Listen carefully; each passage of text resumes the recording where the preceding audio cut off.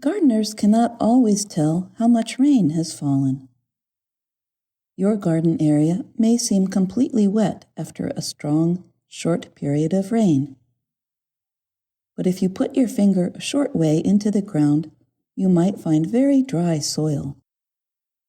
Because watering, not too much and not too little, is one of the keys to a successful garden, it helps to get more information about rainfall.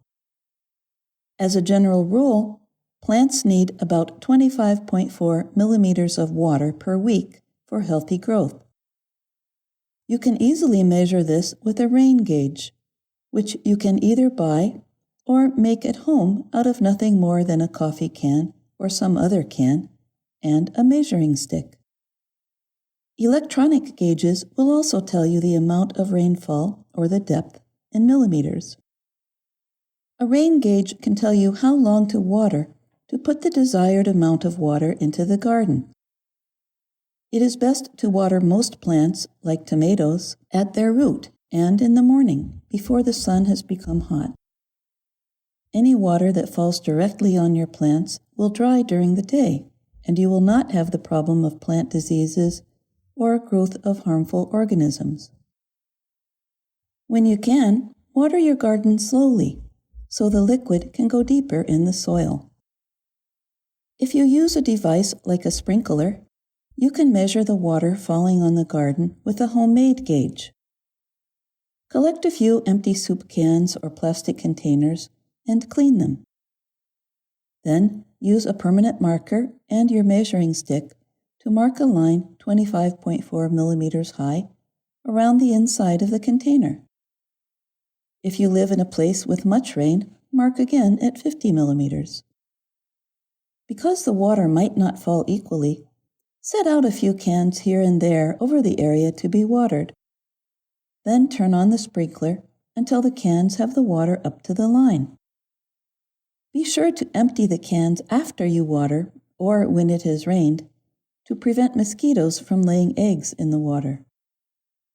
If you usually water with a bucket or watering can, use the 25 millimeter measure to determine the amount needed for the area of your garden. To measure your garden area, multiply the length of the shortest side of your garden by the length of the longest side. This will give you the area. Each week, the desired amount of water should be about 2.5 liters per square meter. With a watering can, it is easy to see how much water you are using. If you use a hose, compute its output over time, then calculate how long you have to stand there to get sufficient water for the area you are watering. It probably is longer than you expected. This watering guideline is for soil that has not dried out too much.